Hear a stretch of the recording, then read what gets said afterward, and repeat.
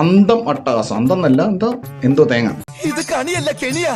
ഇന്ന് പത്രസമ്മേളനം നടത്തിയിട്ട് പറയുവാണ്, പ്രസ് മീറ്റ് വിളിച്ചിട്ട് പറയുവാണ്, ഞാൻ 1 ലക്ഷം രൂപ ആവശ്യപ്പെട്ടു. സ്വന്തം കാശ് ഇറക്കിയ ഒരു പ്രൊഡ്യൂസർ ഇപ്പോൾ ഇവിടെ വന്നിരിക്കുകയാണ്. എന്നോട് ചോദിച്ചത് 1 ലക്ഷം രൂപയാണ്. 1 ലക്ഷം രൂപ കൊടുക്കുകയാണെങ്കിൽ അശ്വന്ത് ഗോക്ക് നെഗറ്റീവ് റിവ്യൂ പറയത്തില്ല. ഓഹോ ആണല്ലേ. 1 ലക്ഷം രൂപ ഞാൻ നിന്റെ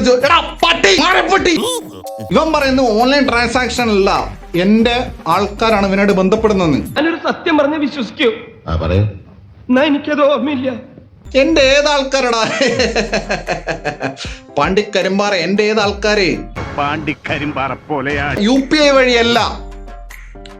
പിന്നെ നിന്റെ അച്ഛൻ ചാക്ക് കെട്ടിയിട്ട് എനിക്ക് 1 ലക്ഷം രൂപ കൊണ്ടുവന്നാടാ നായേ.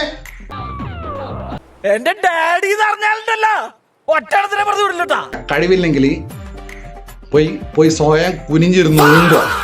മാധവ് എന്റെ അടുത്താൻ പറയുന്നത്, മാധവ് സുരേഷിനോട്. 1 ലക്ഷം ഉലുവയോ നിന്റെ തീട്ടപ്പടത്തിന്? 1 ലക്ഷം രൂപ കേരളത്തിലെ എല്ലാ ജനങ്ങൾക്കും കൊടുത്താൽ പോലും ഒരു പണം കാണൂല. അത്രയും തീട്ടപ്പടോ. വിവരമില്ലാത്തവനാണെങ്കിലും സത്യം പറയൂ. എടാ മാധവേ, മയിരേ, ഒരു കയ്യബദ്ധം നാറ്റുകരുത്. കളിക്കാൻ നിൽക്കണോടാ പട്ടികളെ. ഇത്രയും വലിയ ഗതികെട്ടവൻ ഈ ലോകത്ത് വേറെ ആരെങ്കിലും ഉണ്ടാവും എന്റെ കർത്താവേ? മുതലും പലിശ ചേർത്ത് കിട്ടി.